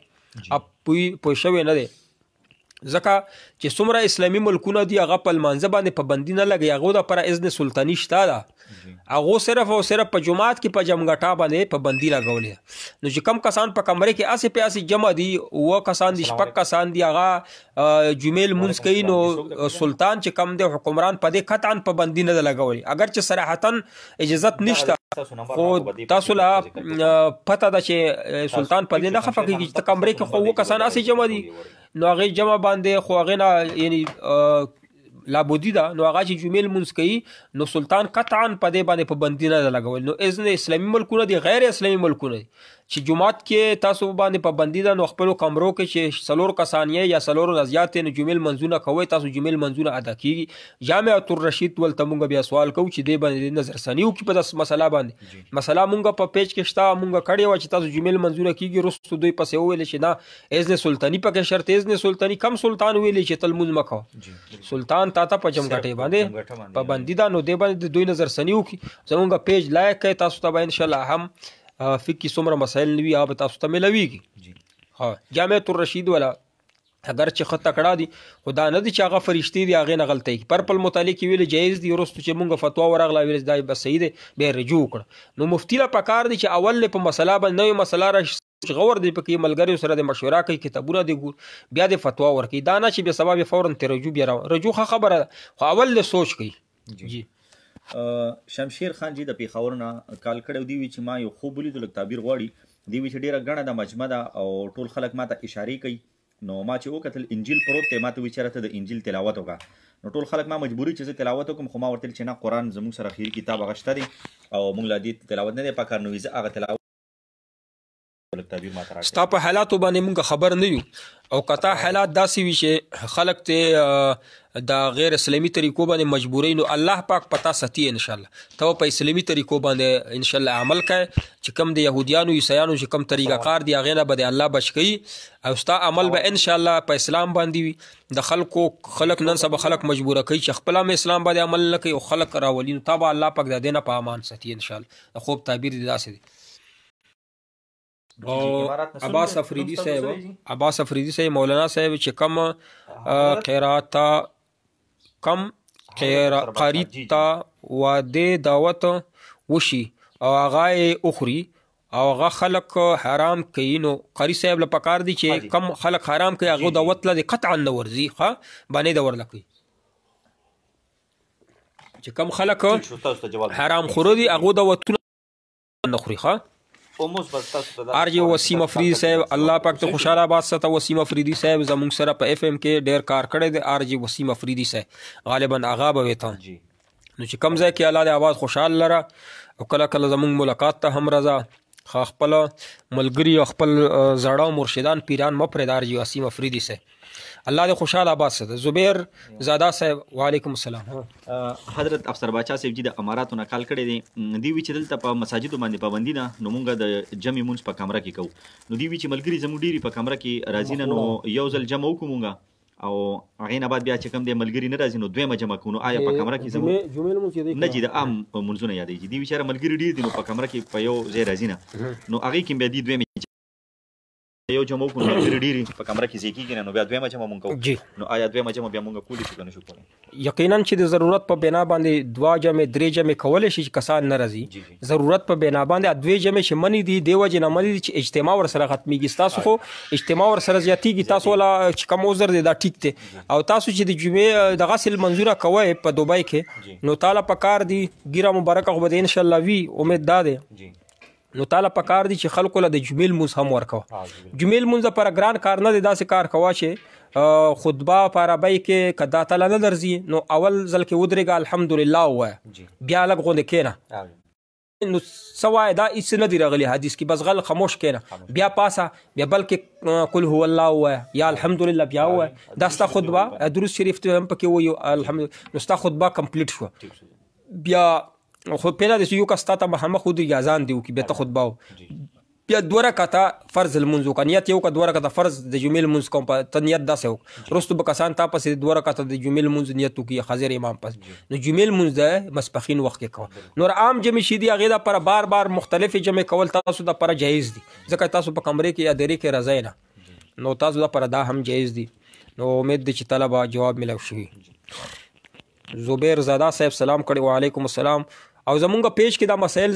شوي تاسو لایک کړي نه دي ځکه تاسو دا بار بار سوالونه کوئ نو دا لایک کړئ نو دا سوالونه به تاسو ته نوي سوالونه کوئ زړه چې مونږ بیان کړي بار بار مه کوئ ځکه چې هغه بار بار بیا شیر کوئ که نه چې تاسو بل چاته ورسي نو هغه شیر کړئ زمونږ پیج چې څومره مسایل دا شیر کړئ ثواب به درته ملوي صدقه ته به مړ یې تعالی به د دې مسلو جواب ثواب ملوي کې انشاءالله زبیر زاده صاحب سلام کړی وعلیکم السلام یونس خان وای کې سلام کړی وعلیکم السلام اسرار احمد د مشوم بول څومره ټایم پورې بل مازه دي هر ټایم مشوم چې پیدا شو نو بعضې زنانه وایي چې د مشوم بول چې دي ناپاک نه دي ناپاک دي مشومان دي که غټ دي وړه بول غټ بول یې ناپاک دي ځان به ترې بچ کړی کپړه د بل مازه شول لمونځ یې ورکې نه کېږي ثناء الله صاحب سلام کړی سعودي نه وعلیکم السلام الله د خپل وطن ته سلیم او غنم راول الله د خوشحال آباد ساته مفاز معاذ احمد غزنی صاحب وایي कि मुफ्ती साहब मैंने ख्वाब में एक आयतुल कुर्सी पढ़ी और जिन पे जैनात थे इन पर दम की इसकी क्या तवील दस हुआ है چې یو سړي مخکې تعبیر تپوس کړی چې ما په خوب کې تلاوت کړی ځای نه خو د آیت الکرسی و خدله چې ما آیت الکرسی تلاوت کړی دی دا مطلب دی چې تاب الله پاک د کبي ماری شفا به الله درکړي او که بیمار نه نو الله به ان شاء الله د حفاظت کوي ولا یود حفظ ما هو العلی د بیماریانو نه به ان شاء الله الله حفاظت کوي الله به هر قسم شر نه د جادو نه د نظر نه به الله محفوظ ساتي ته د هر المنځ نه پس چې فرض المنځ ادا کیږي نو آیت الکرسی وایا زبیر زادا صاحب وایي چې د پنځ پیریانو ترجمه اوریدل څنګه دي مفتی صاحب لاؤډ سپیکر باندې لګیای غوبل جوړ کړي غوبل نه دی پکار د سپیکر دې د پر نه دی چې د مسلمانانو کور کې بیماران وي او خلک په کور کې خپل کاروبار کې تاغې نه وباسي لاؤډ سپیکر باندې څنګه ولې ترجمه کوي کم خلک جمع اوري په جماعت کې موجود دي چې نه اوري نو ته په زور باندې ورته قرآن پاک واوره کاغه بدر دو ویلې نو ګناګار خوته دوی له پکار دی چې لاؤډ سپیکر استعمال دومره قدر کوي چې خلکو ته خلک زیاتیږي نو یعنی هغه دوی د आवाज ورته زیاتی لاؤډ سپیکر استعمال نه کوي او دارنګ د بدعتیانو ترجمه اوریدلو نه بهتره خبره ده چې د صحیح احناف دیوبند مسلک علماء کرام ترجمه موجود دي په نیټ باندې هغه دي اوري په جمعتونو کې هم مونږ خپل علماء دیوبند چې څومره دي امامان دي هغه ته دا اپیل کو پر زور چې په خپل هر جمعات کې کتا ته یو کس کینی او کدوا کس کینی خود خامخ ترجمه کوا دته کینا او کم کسان چې کم مبتدعين دي هغه کا استعداد ډیر زیات ته هم تا د عقیده د ایمان د عقیده غلطي نو دیتا دین اوریدل ندی پکار البته نه صحیح خلق چی صحیح العقیده هغه استعداد کا ډیر کم وي هغه ترجمه اوریدل تا پر غوړه دي اولادي زهیب افریدی سے السلام علیکم جی په سفر کې سنت پر خودل پکار دي تفصیلات زهیب سے په سفر کې سنت الله پر خودل شي تاسو وخت نه چې وخت در صحیح سنت په نه پرې سنت حکم نه درغله پر خودل او توای چې وخت سره نشته نو چې وخت په سفر وي او کا حذر وي که په خپل مقام کې او کا سفر کې وي چې وخت در سره نه به سنت پر خودل شي ثنا الله صاحب سعودي نس وعليكم السلام ورحمت الله ثنا الله صاحب خپل لکیته د الله پاک سره مغلم را ول خپل بچو ته خوشاله د فروز خان سوتی صاحب سلام کړي وعليكم السلام جمال ټلیفون خو نشته جمال خان سے ها جمال خان صاحب تو جواب ورکو بیا خیر السلام علیکم ورحمۃ اللہ وبرکاتہ مولوی صاحب میرا بیٹا ہے میں نے اس کا نام صرف محمد ٹھیک بالکل بہتر دی صرف او صرف محمد نوم کې خدل چې ور سره زیاته چې نه لګای دا ډیر بهتر دی بعض خلک محمد سره بل سره لګی دا بل سره لګول بهتر نه دی غوړه دا چې صرف محمد نوم یو روایت کې راغلی چې محمد نومي د مسلمانین دو دیبا د جهنم ور نه مساکي ان شاء الله دنیا کې به هم د هر قسم شرور نه پامانی دا ډیر خپل نوم دی الله عز وجل چې دا نکامله عالم جوړ کی او محمد علی شاه خټک صاحب وایي چې د عورتو کا تبلیغ د خزو تبلیغ چې کم په مروجه طریقې باندې تبلیغ ولا ملګری کوي دا جایز دی په دې باندې د لوی مفتیانو فتوی شته نو په دې کې زمونږه چون شرا کول قیل او قال کول چې کم د جایز نه دي لوی مفتیانو کرام په دې فتوا ورکړي چې دا په دنه کم زنانه چې تبلیغ کوي نو دوی د پټان افریدی صاحب وایي څوک چې د علماو بیزتی کوي هغه طلاق څنګه دی ماشاءالله خپل سوال لیکل چې کم خلق دی علماء کرامو بیا ادبی کوي په دې بنا باندې چې د اسلام سره نه لګي لکه مثال کے طور پر بعض خلق مولانا فضل الرحمن صاحب پس بدر دوی نو مولانا فضل الرحمن صاحب سره د ځمکه چرته شریک ده چرته کاروبار ور سره شریک تا چرته دوستی ور سره شتا دنیا لین دین نشتا صرف او صرف مولانا فضل الرحمن صاحب پسې په دی وجه باندې خلق بدر دوی چې مولانا فضل الرحمن صاحب پر په اسمبلی کې ولاړ دی ودرېږي نو دا مطلب دی نو چې دوی داسې علماء کرام چې هغه سره ته هیڅ قسم لین دین نه لکه مولانا فضل الرحمن صاحب شي نور علماء نو دا صراحتا دینه دا معلومیږي چې تا دین سره نه لګي چې دین سره نه لګي نو دین ته چې بدر دوای نو خلق ته په سر وهي نو لہذا ته دین ټکداران چې کم دي مبلغین دي هغه پس به بدر شروع کې اوس کوم علماء کرام اوس مولانا طارق جمیل صاحب متعلق سو خبره وکړو طارق جمیل صاحب چې کله د مشرانو د پسر باندې لاس وو د تبلیغ ول مشران او تبلیغ په اصول باندې کار کو نو الله پاک ډېر لوی عزت ور کړی وو ډېرو به خلکو به د فایده وچتوله نو د په ذهن کې لږ لوی راغله یا مولانا فضل الرحمن صاحب مخالفت د پس پرده شروع کو او ځکه چې مولانا فضل الرحمن صاحب چې کم قول و د سیاست په باره کې دا هغې مخالف قول وکړ نو مولانا فضل الرحمن صاحب په خپله باندې نیک دی او لاندې د پسې په لکونو نیک پیران لوی لوی عالمان ولاړ دي مشایخ ولاړ دي نو دا مولانا فضل الرحمن صاحب بېعزتي کول دا خو د اولیاء کرامو بېعزتي ده نو الله ویلي څوک چې نبی علیه السلام فرمي څوک چې اولیاء کرامو بېعزتي کوي نو زما جنګ ته دې راوځي نو مولانا طارق الله پاک وښودله چې طارق جمیل صاحب ته چې ستا خپله ذاتي طور باندې څه خاص خاصیت تی نشته مشرانو په دعا باندې د تبلیغ په اصولو په وجه الله پاک ښکلی کړی وي او اوس مولانا فضل الرحمن صاحب په مخالفت په وجه باندې د ګراف څومره لاندې راغی خو ځان یې خراب کړو مونږ په دې خفا یو چې طارق جمیل صاحب نه خلکو فایده وچته او اوس خلک فایده ترې نه وچتي بلکې د مخالفت یې شروع دله پکار دي طارق جمیل صاحب ته که څوک ملګري وي هغه سره تعلق وي نو هغه ته د ووایي چې کم مشران د تبلیغ ولدي هغې عین اصولو باندې کار کوه تبلیغ کار انشاءالله سیاست کې هیڅ قسم کار مه لره تبلیغ والا ملګري سیاست کې کار نه لري دی وایي چې زه سیاست کې کار نه لرم خو د یو کاس دپاره بله ورځ دعا کوي چې زما په غیر الله باندې قسم خوړو نعوذ بالله من ذلک نو او بیا هغې وایي چې یاره ده سره دا نیک سړی دی ده سره ودرېږي دا ودرېدل دا مطلب دی عمران خان سره چې مونږ به ووټ ورکوو نو دا سیاست شو که نه عمران خان سره ودرېدلو مقصد دا دی چې مونږ به ووټ ورکوو نو ته په پسې پرده د هغه طرف که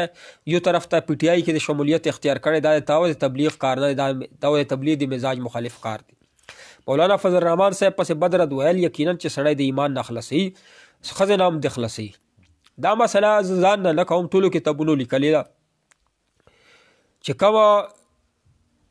معصیت ته فتوا فریدیه وګوره ټولې فتوې وګوره علما کرامو پسې بد رد ویله چې هغه سره د ذاتي څه لین دین نه وي ته بد رد پسې وایي دا د اسلام نه مخلصوي د ایمان نه خلاصوي مونږ فتوې پې نه ورکوو د کفر ولا بلکې تاسو چې کم کفر وکئ شرک وکئ هغه درته بیانوو چې کتابونو دا لیکلی دی امید دی چې خفګان به نه کوئ په دې خبرې به عمل کوئ او مولانا فضل الرحمن صاحب نور علماء کرامو پسې بدرت بنه وای تاسو بل څه کار نشته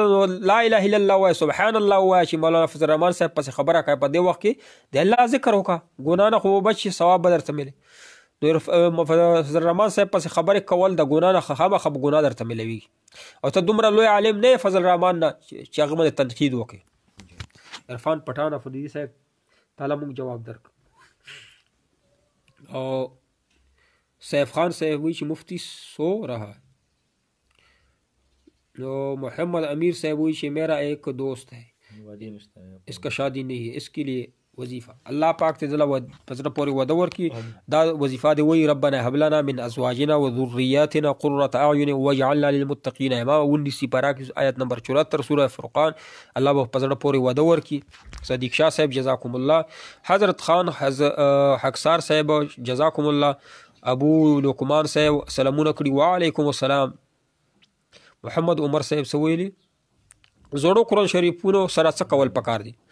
زړو قرآن شریفونو سره زمونږ پاکستان کې دا کول پکار دي چې هغه د جمع کې یو ځای کې ودې سوځوي هغه ایره د په یو ځای کې دفن کې ایره دا ډیره بهتره ده که تاسو فتاو کې لیدلی وي چې خښول بهتر دي یا اوبو کې غورځول ټولو اول فتاو لیکلي چې ټولو اول اوبو کې غورځول پکار نو اوبو کې غلوی سمندر کې وغورځي کراچۍ کې سمندر کې وغورځي کنارې ته راځي خلک به حرمتي کوي او کم ځای کې چې خښول پکار دی هلته کې خلک قبر بیا وکړي پته نه ورته هلته قرآن مجیدونه دي نو هغه به حرمتي کوي نو چې کم قرآن مجیدونه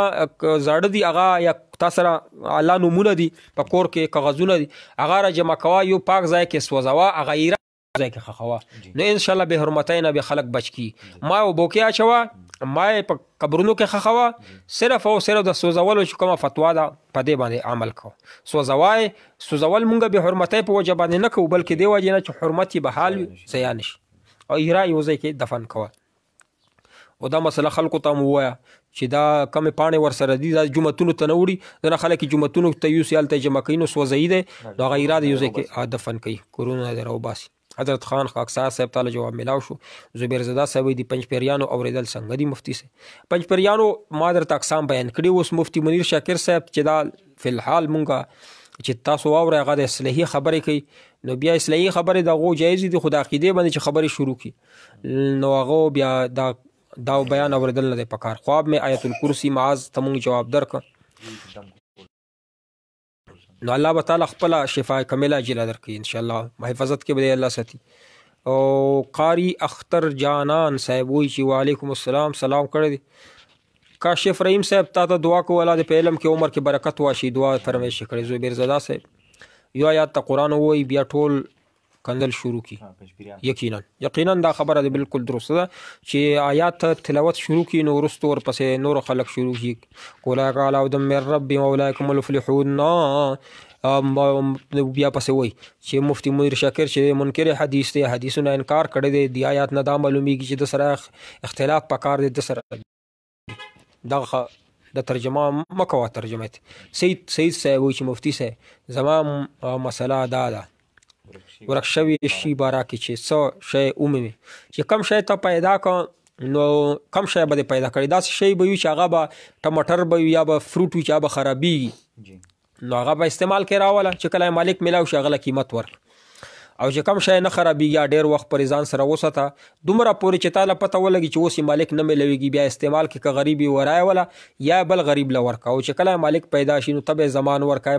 اسلام الدین صاحب محسود صاحب وایي چې اسلام الدین میں نے خواب میں زندہ مرغی خریدا اس کا نو تاسې ژوندی چرګ په خوب کې لیدلی ده انشاءالله تعالی به نرینا اولاد درکړي الله پاک انشاءالله. ابو لقمان صاحب وایي سلام کړی وعلیکم السلام کیف الحال الله پاک دې تاسو دنیا آخرت ښایسته کړي. السلام علیکم توحید صاحب وایي کنه سلام علیکم. جمهوریت خو کفر دی نو بیا زمونږ علما ولې جمهوریت کې لګیا دي دا مسله باندې به توحید صاحب لږ کندې بحث وکړو ځکه چې زمونږ یو شیخ رحیم الله صاحب دی هغه ډېر فقیه سړی دی شیخ رحیم الله صاحب افغانی دی فقیه سړی دی د احنافو یقینا چې ترجمان دی خو هغه هم غلط شوی دی جمهوریت په متعلق باندې فرشته دی ته به اوس وایې چې هغه غلطېږي دومره لوی عالم ولې نه غلط مولانا ترجمې الله دې ورته رحم وکړي نو داسې شی دی. او ما درته جامعة الرشید ولا اوس ویلې چې د جمعې په لمانځه متعلق کې غلطه فتوا شیر کړې اته شي مونږ ټول خطا کیو. جمهوریت په متعلق چې د سنوم د شیخ رحیم الله صاحب بالکل خطا شوی دی د پاکستان کې چې کم جمهوریت ته هغه قیاس کړی دا نور دنیا کې چې کم جمهوریت دا په دې معنا باندې مطلقاً چې نو مخلي جمهوریت دا معنا دا چې ټول خلک جمع شي یو فیصله وکړي چې مثلا ټول خلک جمع شي چې نرانو سره ودونه کول یو بل سره ښځه سره د ودونه کول دا جایز یقینا چې دا کفر دی. پاکستان کې چې کم جمهوریت دا جمهوریت نه دی الحمدلله چې کله فضل الرحمن صاحب یې علماء کرام وایي تریتر عین د پاره مونږ لګیو دا به حل کوو مرشله خلاف چې مخالفت کوي د تریتر عین ځکه هم به حل کوي چې دی کې علماء کرامو ډېرې قربانۍ ورکړې دي کې لیکلي دي چې په پاکستان کې داسې جمهوریت به نه وي چې د اسلام خلاف یو حکم وي هغه به نه نافظ کېږي اگر چې ټول پاکستان خلک جمع شي جمهور جمع شي خو بیا به هم د الله او د رسول حکم مخالف یو حکم چې دا نه لګو کیږي. پاکستان خو اسلامي جمهوریت ته مثلا یو بینک ته چې هغه سودی نظام پکې نو بینک کې مونږ وایي چې کاروبار کول یا سود اخیستل کفر دی ګناه ده خو چې کوم اسلامي بینک ته نو هغې ته به مونږ کفر څنګه وایي اسلامي بینک کاري چې څوک کوي هغې ته کفر نه شي ویلی نو کوم یو اسلامي بینکونه دي یا فی الحال مونږ لیدلي دي که بل فرض وي نو مونږ ټولو بینکونو ته سود نشو ویلې چې کم کې سود کیږي یا به سود وي چې کم کې سود نه کیږي. پاکستان کې چې کم جمهوریت دی هغه عین اسلامي طریقې باندې روان دي ځکه علماء کرام دومره لوی لوی علماء کرام بیا خطا کیږي هغه په جمهوریت کې غلام غوث خضاروي صاحب مفتی محمود صاحب لوی لوی علماء کرام چې نومونه یې مونږ اخیستلی نشو په خوله باندې دومره لوی علماء کرام هغه په جمهوریت کې دی روان دي او اوس تیر شوي دي دا کفر دی عین اسلام دی جهاد فی سبیل الله دی د الله په لار کې ځکه خو د فضل الرحمن صاحب مخالفت زیات شروع دي چې په هغه سنتو باندې عمل کوي چې هغه ډېر مشکل دی. نبی علیه السلام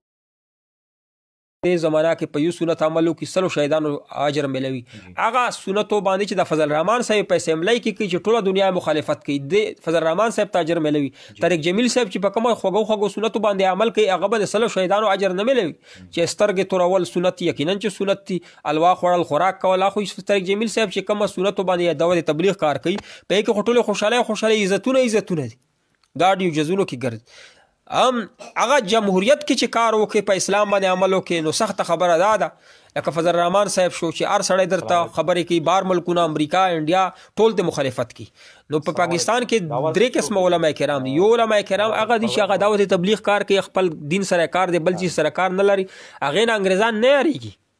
نو دویم قسم علما کرام هغه دي چې هغه د انګریزانو د منشأ مطابق د اسلام تعبیر کوي، لکه غامدي شو، جاوید احمد غامدي وغیرہ وغیرہ.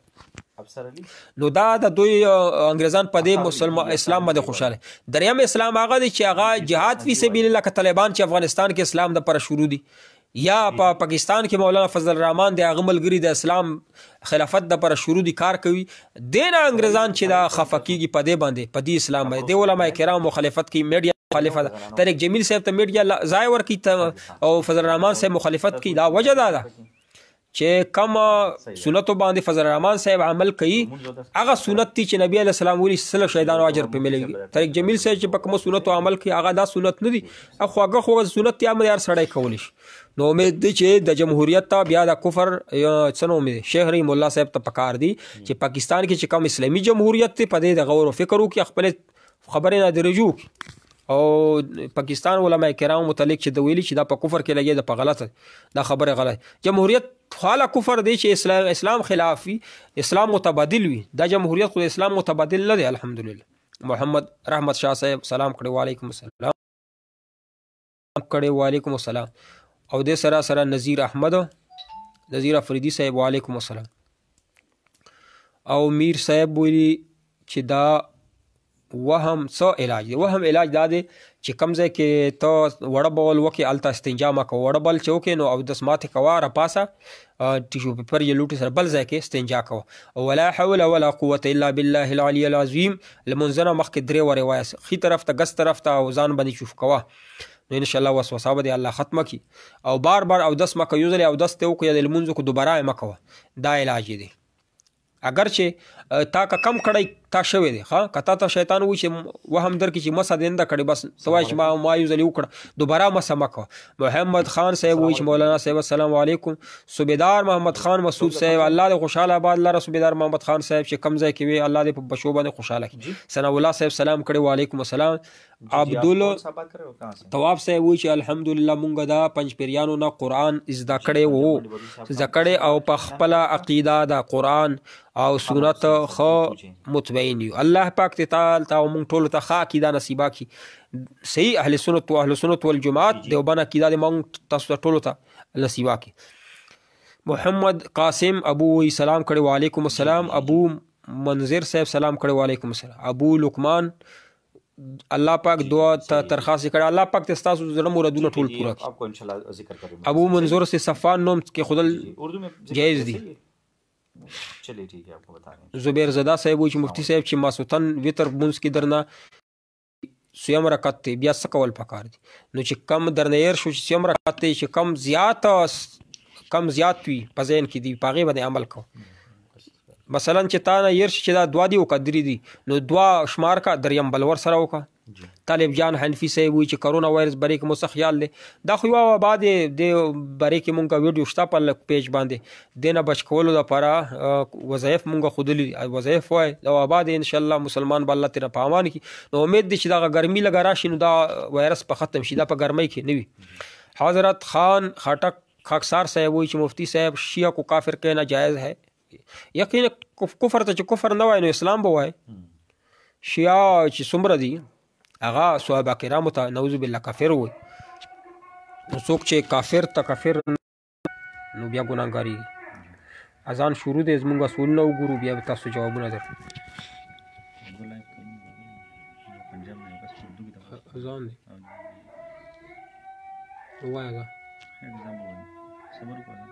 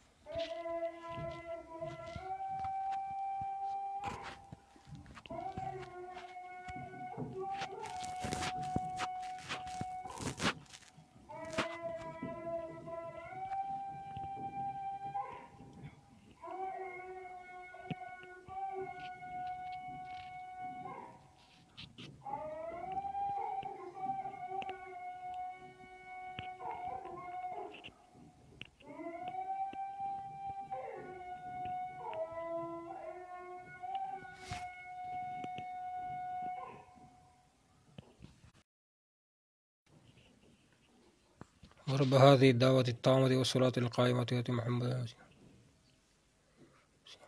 خان افضل صاحب افریدي صاحب سلامونه کړي. وعلیکم السلام. عبدالولی خان صاحب وایي چې السلام علیکم، ډیر زبردست پروګرام دی. نو الله تاسو لا اجر درکړي. تاسو پروګرام ډیر زیات شیر کوئ، زمونږ پیج لایک کړئ چې ډیر کسان یې لایک کوي، نو ډیر مسایل به تاسو لا نوي څومره مسایل راځي هغې جوابونه ملوي. په دې پروګرام کې مونږ په سوونو پر سوالونو جوابونه ورکوو. دا چې تاسو شیر کړئ تاسو دپاره مرګ نه بعد به صدقه جریه وي انشاءالله په ژوند کې هم. طالب جان حنفي صاحب وایي چې د قیامت په ورځ چې سړی الله دیدار کوي نو زنانه به یې کوي. بالکل کمې زنانه چې جنت کې دي هغو ته به هم دیدار ملویږي. دا تابع دي د سړو کنه. سجاد حسین صاحبي کچېرې په جوماتونو پابندي پابندي لګېدلې ده، نو لهذا کورونو کې تاسو جمعې لمونځ یقینا چې کولی شئ چې 4 کسان وایي یا دې نه زیات وایي. زبیر مفتی صاحب الله دې ستاسو عمر کې برکت واچي. معاذ احمد غزني وایي چې ما په فضل الرحمن صاحب پسې خبرې کړې ما باندې ښځه طلاق کېږي، وایي چې ما د ده څه کرتوت یقینا چې تا په ذهن کې چې کومه خبره غلطه راتله پکار خو نه دي چې علماء کرام ستا خپل عالم نه او که تا په دې بنا باندې کړي به کفر ته کافرېږې نه چې څه خبرې تا ته غلطې ښکارېدې.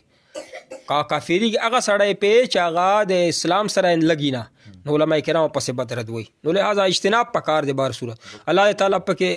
توفیق نصیبا کړي موږ سره. سجاد حسین صاحب وایي چې مسلمانانو سره رشته کولی شي، مسلمینو سره او وهابیانو جماعت المسلمین وهابیانو سره رشتې مه کوئ.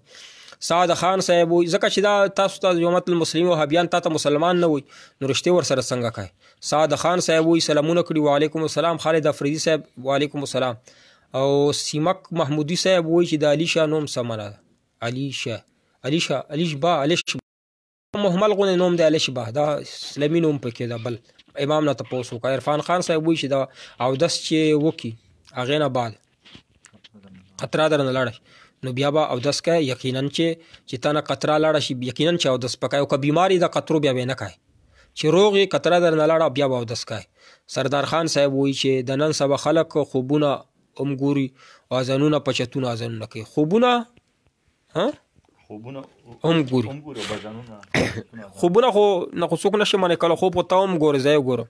البته څوک چې اذانونه کوي په چتونو باندې دې باندې مونږ په اول پروګرام لایک کا په اول کې مونږ ډېر بیس په وکړو، ډېر تفصیلي جواب مونږ وکړو د اذانونو باندې. عرفان خان صاحب د قطرو سال علاج دی. قطرو علاج دا دی چې په سنتو طریقې سره چې کله وړه بول وکې نو بیا چې کم ځای کې د ذکر چې اعلی تناسل چې د کم ځای کې بنیادي جوړ شوی دی دې ځای نه دغه رګ ته به زور ورکې تر اخره پورې به. اصل الفتوا وګوره د استنجي طریقه یې لیکلې په هغې طریقې باندې استنجا کوه نو قطرو بیماري به ختمه شي. سیف الله صاحب وایي السلام علیکم. وعلیکم السلام ورحمت. عبدالحنان صاحب سلام کړی. اجتماعي اذان کې باره مې کیا را اجتماعي اذان خو نشته. اجتماعي اذان ما درته ویلي چې انفرادي طور که څوک اذان کوي به طور علاج جایز دی. اجتماعي اذانونه چې دي دا بدعت دي په اسلام کې، د دې څه بنیاد نشته. مخلص صاحب وي مفتی صاحب سلامونه په لمونځ کې چې کوم 2 رکعته سنت وي که دا 2 رکعته پرې په ځای 4 څنګه دي 2 سنت او په ځای 4 رکعته سنت چې 2 سنت یا به 2 کوي 4 به نه کوي. نو که 4 د نه په غلطۍ سره وشول نو بیا د سنت کېږي ادا کېږي. زبیر زاده صاحب الله پاک مو خوشحاله آباد لره او ډېر مخ مې خوښ شوي، بلکې حقیقت دا دی زبردست ترتیب الله پاک دې زبیر زاده صاحب تاسو الله تاسو کومه دا پروګرام یقینا چې ډیر زیات شیر کوئ تاسو کا لایف کولو بیا خاجي افتابلی د سوات نجرین کړو دی چې د ما د سلای دکان د مردانه سلای کوم او رزق کې برکت نیوي سو وظیفه او غیر راته خیل علمون نه پس وایا نو دس نه پس هر او دس چې کانو دا وایا اللهم اغفر لي ووسع لي في داري وبارك لي في رزقي او مونږ دعا کوو الله دې ته پر رزق کې برکت واشي. जी एक और साथी है कमर हुसैन साहब मंडी बहाउद्दीन पंजाब से, उन्होंने ये मसला पूछा है कि आजकल मस्जिदों में नमाज़ पढ़ने पर पाबंदी है और जो नमाजी आते हैं उनको हुकूमत ये कहा कि आप लोग फासला रख कर नमाज़ पढ़ें. तो उन्होंने ये पूछा है कि कितना फासला रख कर नमाज़ पढ़ना जायज़ है और अगर ये फासला रख के तो आया इसके साथ जमात के साथ शामिल होना और जमात पढ़ना क्या इतने फासले से खड़े होना जायज़ है या नहीं. एहतियात के बिना पर अगर दरमियान में लोगों के दरमियान फासला हो 3 फुट 4 10 फुट जितना भी फासला हो एहतियात के बिना पर, तो वहाँ पर बग़ैर इत्तिसाल के अगर यानी सफ़ों में इत्तिसाल ना हो, एक दूसरे के साथ कंधा मिलाया हुआ ना हो, तब भी मुक्तदियों की नमाज जायज़ है. एहतियात की बिना पर उज़र की बिना पर अगर सफ़ों के दरमियान खला हो तब भी आजकल जो हालात है उसकी बिना पर आप लोगों की नमाज बिल्कुल दुरुस्त है. جی مولوي سرور صاحب دوی یو پوښتنه کړې ده دې سره قاری محب صاحب دی وی چې یاره جمع چونکې په کورونو کې خلک جمع کوي نو آیا د زنانو جمع کول زنانو سره جمع کول څنګه دي او بل دا چې کله زنانو سره جمع کوي نو کم اذان چې جمعات کې وشي نو دوباره بیا اذان کول پکار دي کنه او اقامت به سړی خپل کې په زنانه باندې وکړي زنانه به اذان او اقامت او امامت نه کوي البته اقتدا کول شي چې ته نرینا ورته مخ کې شي نو اقامت په خپل کوي ته اذان په خپل باندې کوي یقینا چې ته په کور کې جمع ور کول شي زنانه او ته چې ته سړی زنانه امامت نشي کولای. عبدالحنان صاحب وعلیکم السلام. ولی خان صاحب وایي چې الله دې عمر کې برکت واچوي الله دې ستاسو برکت واچوي. عتیق الرحمن صاحب مفتی صاحب سلامونه کړي وعلیکم السلام. په حرامو باندې عرفان خان تبلیغ کیږي نه په حرامو باندې تبلیغ نه کیږي نه په حج کیږي نه په عمرې کیږي حرام چې کم دی هغه چا صاحب حق ته ورکای ښه. یو ملګری دی خان د پښتنه کړی دی چې یو سړي نظر ومنلو چې تر څو پورې دا کرونا بیماری وي زه به روژې ساتم. اوس دی وی چې دا بیماری ډېره اوږده شوه نو هغه اوس وی چې زه بیمار یم روژې نشم نیولی نو آیا روژه نیسم یو پرېږدمه او که نه صرف پېښور کې وبا وي تر هغې به زه دا روژې نیسم که نه ټوله دنیا کې نه ختمه شوي تر هغې به کما علاقې کې څو پورې وبا ختمه شوي نه تا روژې منلې دي نو ته به روژې که ته بیمار یې او دا بیا ته مسلسل سیدانه چې یو پرېدی ولري تا ویلي دي زه به روژې نیسم نو اتصال به پکې او دا مطلب دی چې ته بیمار روژې نسېتلی نو روژې فدیه به ورکوې د هر روژې څو پورې وبا ختمه شوي نه. او احمد صاحب وایي چې السلام علیکم الله دې تاسو ته جزای خیر درکړي ډېر ښه پروګرام دی الله پاک دې تاسو هم خوشحاله کړي زموږ پروګرام چې تاسو شیر کوئ الله به تاسو هم دومره اجر درکوي څومره چې موږ لره کوي انشاءالله. ولی خان صاحب تعالی موږ دعا کوو چې الله دې خوشحال آباد لري. شمس الحدیث صدیقی ورغزی صاحب چې مفتی صاحب فجر سنت رہ جائے تو کیا قضا ہوتی ہے نه چې صرف او صرف د سهار سنت در نه پاتې شول بیا قضا مه کوه که دواړه در نه پاتې شي فرض او سنت قضا شوي نو راپاسې د 12 بجو یعنی زوال نه مخکې 11:30 نه مخکې راپاسې نو اول سنت وکړه بیا فرض وکړه قضا یې وکړه او که صرف او صرف سنت در نه پاتې شي بیا قضا نشته. عثمان علي نقشبندي صاحب وایي السلام علیکم ورحمت الله وبرکاته. مفتی صاحب که څوک په فرضو کې تش وکړي څه به کوي چې څوک په فرضو کې تش رکعات ډک وکړي نو هېڅ به نه کوي او سیده سوا پې نشته ده لمونځ کېږي. نصیر خان صاحب وایي چې مخلص صاحب مفتی صاحب ډېره مننه الله مو خوشحال آباد لره الله پاک دې تعالی اجر عظیم درکړي جزاک الله. انقلابي افریدي وایي پنج پیریانو سره پسې لمونځ کېږي او که نه کم پنج پیریان چې معتزله په شان دي مبتدعین دي او خلکو ته د کفر د بدعاتو فتوی لګوي نو دې پسې لمونځ څنګه کوي. یعقوب شنواری صاحب وایي چې السلام علیکم نماز میں ماسک پہنا کیسے ہے منظورو کې ماسک غسل شي دا ضرورت په بنا باندې ماسک سره لمونځ کېږي. عرفان خان صاحب وایي چې د زړه بیماری روژه نیولی شي که نه زړه بیمار شي وي چې هغه دوایي خوري نو روژه نه خوري نه زړه بیمار وي بیا خو روژه ساتلی شي که دوایي خوري نو بیا دې نه ساتي یا ډېر کمزوري وي چې هغه خوراک نه کوي نوره کمزوري کېږي صحت ته نقصان رسي. ارشاد صاحب د جمعې دویم اذان پاتې شي لمونځ کېږي لمونځ خو سنت در نه پاتې شول ګناهګارېږي پې بس. او ملک افریدی صاحب اگر صبح کی نماز کی جماعت کړي ہو کیا صورت پڑھنا پہلے صورت ضرور ہے یا فرض چې کله جمع ولاړی د سهار تا سنت نه کړي نو یو طرف ته ودرېږه سنت وکړه او که د فرض چې دا په آخر کې وي سنت چې کوي نو فرض در نزي بیا سنت پرېږده. شمس الدین شمسی صاحب وایي کیا جماعت میں جماعت پر نماز میں پابندی کے حکومت کی مطابقت لازم ہے یقیناً حکومت باندې چې کله ته وایي بالکل لمونځ ما کوه بیا به اطاعت نه کوي وایي جمع ما کوه جماعت ته مه رضا دغه د خلق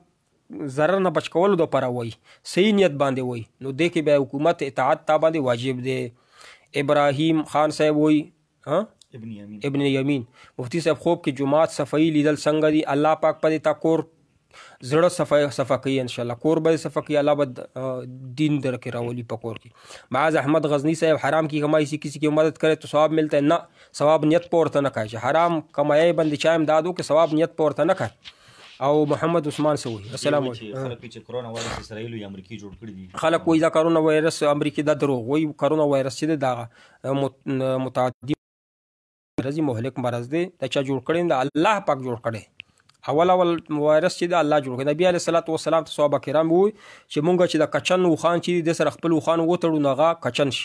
نو نبی علیه السلام ورته وفرمیل چې د اول اوښ چا کچن کړی دا نه او مکفر د دې امتحان نه پامان کی ټول ته د الله هدایت نصیب کړي. امین. الحمدلله رب العالمین والعاقبۃ للمتقین والصلاۃ.